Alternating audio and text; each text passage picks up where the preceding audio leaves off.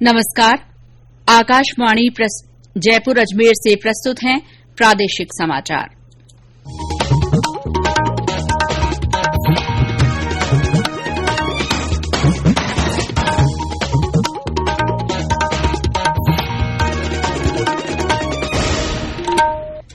मुख्य समाचार। प्रधानमंत्री नरेंद्र मोदी ने कहा, नियंत्रक और महालेखा परीक्षक देश के विकास का महत्वपूर्ण हिस्सा।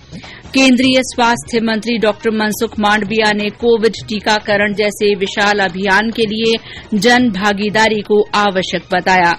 ग्रामीण विकास पर संसद की स्थायी समिति ने जयपुर में विभिन्न योजनाओं की प्रगति की समीक्षा की। प्रदेश के मुख्य सचिव ने राष्ट्रीय राजधानी क्षेत्र में आने वाले भरतपुर और अलवर जिलों में प्रदूषण को लेकर अधिकारियों के साथ बैठक की। और मौसम विभाग ने अगले 3 दिन दक्षिण पूर्वी जिलों में बारिश की संभावना जताई। समाचारों के साथ मैं शीला चावला। देश ने कोविड टीकाकरण अभियान के अंतर्गत 113 करोड़ से ज्यादा टीके लगाकर इतिहास रच दिया है। इस महत्वपूर्ण काम में योगदान देने वाले चिकित्सकों, नर्सों और अन्य स्वास्थ्य कर्मियों का आकाशवाणी अभिनंदन करता है। इसके साथ ही हम आपको सतर्क भी करना चाहते हैं कि कोविड संक्रमण अभी खत्म नहीं हुआ है। इसीलिए आप सबसे हमारी अपील है कि जल्दी ही दोनों टीके लगवाएं और अन्य लोगों को भी टीके लगवाने के लिए प्रेरित करें। त्योहारों के समय इन 3 आसान उपायों का पालन अवश्य करें। मास्क लगाएं, 2 गज की सुरक्षित दूरी बनाए रखें, हाथ और चेहरा साफ रखें। कोविड से संबंधित किसी भी जानकारी और मार्गदर्शन के लिए राष्ट्रीय हेल्पलाइन नंबर 1075 पर संपर्क करें। और अब समाचार विस्तार से। प्रधानमंत्री नरेंद्र मोदी ने आज नई दिल्ली में पहले लेखा परीक्षण दिवस को संबोधित किया। इस अवसर पर उन्होंने सरदार वल्लभ भाई पटेल की प्रतिमा का अनावरण भी किया। प्रधानमंत्री ने इस मौके पर कहा कि नियंत्रक और महालेखा परीक्षक देश के विकास में एक महत्वपूर्ण हिस्सा हैं। उन्होंने कहा कि एक समय था जब देश में लेखा परीक्षण को आशंका और भय के साथ देखा जाता था। हमारी व्यवस्था की सामान्य सोच सीएजी बनाम सरकार बन गई थी, लेकिन आज इस मानसिकता को बदला गया है और लेखा परीक्षण को मूल्य समर्थन का अहम हिस्सा माना जा रहा है। उन्होंने कहा कि पहले देश में बैंकिंग क्षेत्र में पारदर्शिता की कमी के चलते तरह तरह के गलत कामकाज होते थे। परिणाम स्वरूप बैंकों के फंसे कर्ज बढ़ते गए। केंद्रीय स्वास्थ्य मंत्री मनसुख मांडविया ने गैर सरकारी संगठनों, सिविल सोसाइटीज और अन्य संबद्ध पक्षों से कोविड टीकाकरण के हर घर दस्तक अभियान को मजबूत करने का आग्रह किया है। देश भर में कोविड टीकाकरण की पहुंच और दायरे को आगे बढ़ाने में सरकार की मदद करने वाले विभिन्न हितधारकों के प्रतिनिधियों के साथ बातचीत में डॉ मांडविया ने कहा कि कोविड टीकाकरण जैसे विशाल अभियान के लिए जन भागीदारी आवश्यक है। उन्होंने कहा कि इन संगठनों के सहयोग से 80% आबादी को पहली और 40% आबादी को दूसरी खुराक लग चुकी है। देश में कल कोविड के 8,000 से अधिक नए रोगियों की पुष्टि हुई है, जबकि 12,000 रोगी स्वस्थ भी हुए हैं। इधर राज्य में पिछले 24 घंटों में कोविड के 15 नए मामले सामने आए हैं। जयपुर में 10 लोगों में संक्रमण की पुष्टि हुई। इसके अलावा अजमेर में 3, बाड़मेर तथा उदयपुर में 1-1 मामला सामने आया है। जयपुर के एक निजी विद्यालय में 2 विद्यार्थियों में कोविड की पुष्टि के बाद स्कूल को 4 दिन के लिए बंद कर दिया गया है।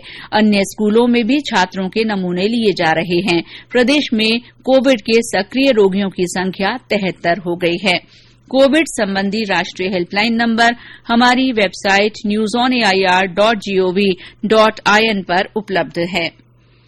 ग्रामीण विकास पर संसद की स्थायी समिति ने केंद्र सरकार के सहयोग से चल रही विभिन्न योजनाओं की आज जयपुर में समीक्षा की। एक बैठक में समिति ने मनरेगा, पीएम आवास योजना, खाद्य सुरक्षा, स्वच्छ भारत मिशन, प्रधानमंत्री ग्राम सड़क योजना तथा राष्ट्रीय ग्रामीण आजीविका मिशन समेत अन्य योजनाओं की भौतिक और वित्तीय प्रगति की समीक्षा की।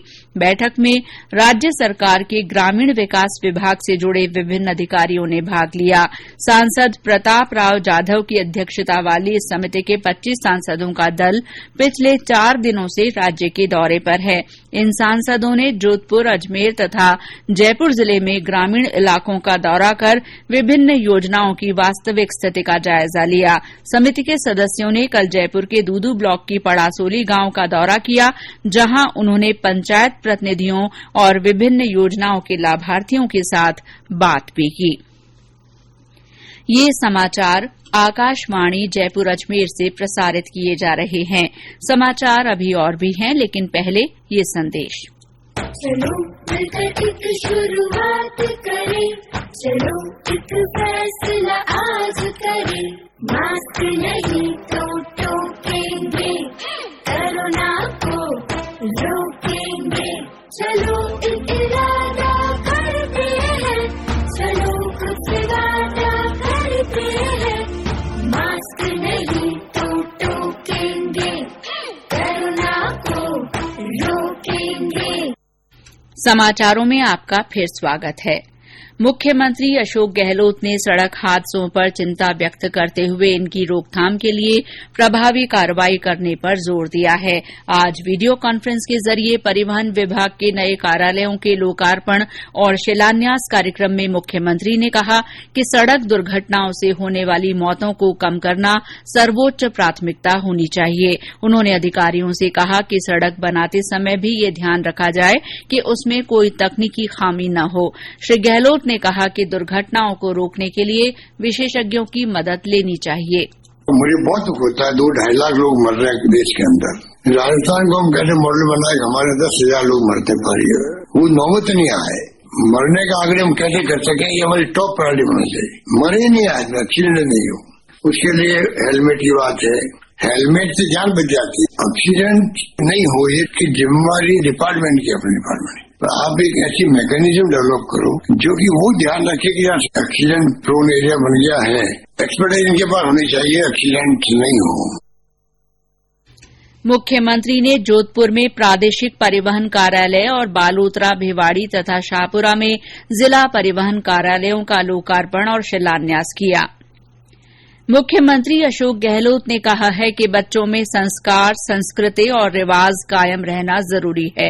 उन्होंने कहा कि बच्चों को संस्कारवान बनाने में शिक्षकों की भूमिका महत्वपूर्ण है। मुख्यमंत्री आज शिक्षा विभाग के राज्य स्तरीय शिक्षक सम्मान समारोह को संबोधित कर रहे थे। समारोह में 99 शिक्षकों को सम्मानित किया गया। इस अवसर पर श्री गहलोत ने कहा कि सरकारी स्कूलों में पढ़ाई का अच्छा माहौल बने, ये शिक्षकों की जिम्मेदारी है, जबकि सरकार उनकी समस्याओं का समाधान करने में कोई कसर नहीं छोड़ेगी। केंद्र सरकार ने श्री करतारपुर साहिब कॉरिडोर को फिर से खोलने का निर्णय लिया है। कोविड-19 महामारी के कारण 16 मार्च 2020 से इस कॉरिडोर को बंद कर दिया गया था। श्री करतारपुर साहिब करोड़ों देशवासियों की असीम श्रद्धा का केंद्र है और इस कॉरिडोर को कल से फिर शुरू करने का निर्णय सिख समुदाय के प्रति सरकार की संवेदनशीलता को दर्शाता है। केंद्रीय गृह मंत्री अमित शाह ने कॉरिडोर को फिर शुरू करने के काम में गति लाने के लिए अधिकारियों के साथ समीक्षा बैठक की। और अब आजादी का अमृत महोत्सव से जुड़े समाचार।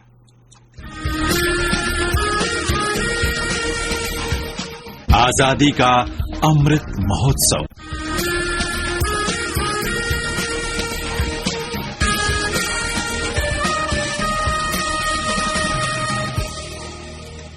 भरतपुर के बयाना में आजादी का अमृत महोत्सव के तहत राज्य विधिक सेवा प्राधिकरण की ओर से छात्राओं ने आवासीय छात्रावास से महिला सशक्तिकरण और जागरूकता को लेकर रैली निकाली।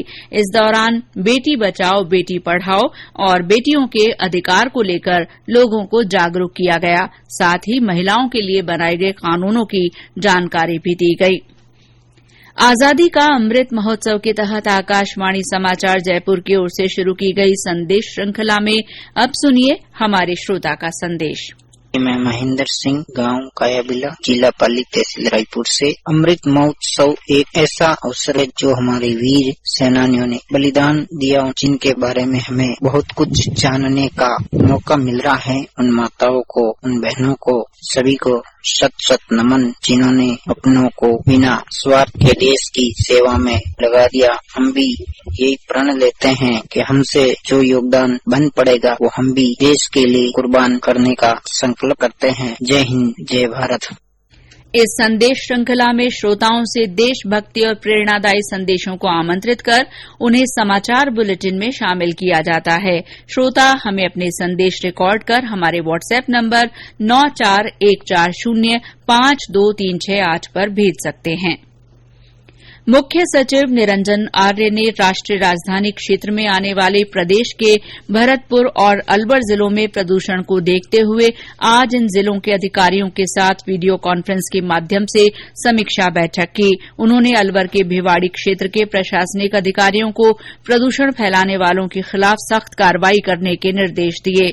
श्री आर्य ने संबंधित अधिकारियों को भिवाड़ी औद्योगिक क्षेत्र और अलवर की वायु गुणवत्ता की लगातार निगरानी करने और प्रदूषण को रोकने के लिए आवश्यक कदम उठाने के निर्देश दिए। मुख्य सचिव ने अलवर और भरतपुर जिलों में 10 से 15 साल पुराने डीजल और पेट्रोल वाहनों को पूरी तरह हटाने को कहा। हमारे संवाददाता ने बताया कि प्रदेश के कई शहरों में हवा की क्वालिटी चिंताजनक स्थिति में पहुंच गई है। वायु गुणवत्ता सूचकांक AQI वायु की शुद्धता और उसके प्रदूषण का पैमाना है। 0 से 100 तक AQI को अच्छा या संतोषप्रद माना जाता है। 101 से 200 तक AQI को सहने की श्रेणी में रखा जाता है। 200 से अधिक AQI को खराब तथा 301 से 400 AQI को बहुत खराब माना जाता है। भिवाड़ी में पिछले करीब 10 दिनों से वायु गुणवत्ता खराब या बहुत खराब की श्रेणी में है। यहाँ की स्थिति सुधारने के लिए केंद्र और राज्य सरकार तात्कालिक और दीर्घकालिक उपाय करने पर जुट गई है। NCR से सटे अलवर तथा भरतपुर की स्थिति भी चिंताजनक है। जितेंद्र द्विवेदी, आकाशवाणी समाचार, जयपुर। और अब मौसम। प्रदेश में ज्यादातर स्थानों पर दिन और रात के तापमान में गिरावट से ठंड का असर तेज हो गया है। पिछले 24 घंटों में कई जिलों में न्यूनतम तापमान 10 डिग्री सेल्सियस से नीचे दर्ज किया गया। चित्तौड़गढ़ में सबसे कम 6.1 डिग्री सेल्सियस न्यूनतम तापमान रिकॉर्ड हुआ।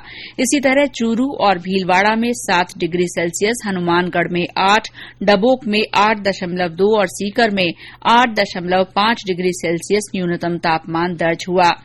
अधिकतम तापमान में भी कई जिलों में 4 से 5 डिग्री सेल्सियस की गिरावट हुई है।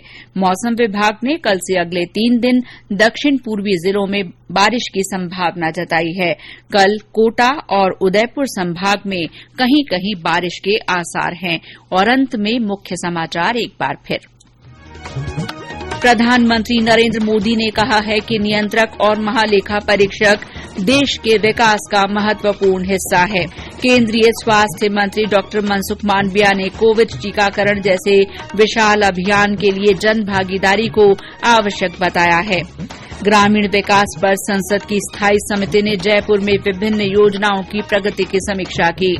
प्रदेश के मुख्य सचिव ने राष्ट्रीय राजधानी क्षेत्र में आने वाले भरतपुर और अलवर जिलों में प्रदूषण को लेकर अधिकारियों के साथ बैठक की। और मौसम विभाग ने अगले 3 दिन दक्षिण पूर्वी जिलों में बारिश की संभावना जताई है। इसी के साथ प्रादेशिक समाचार बुलेटिन समाप्त हुआ। नमस्कार।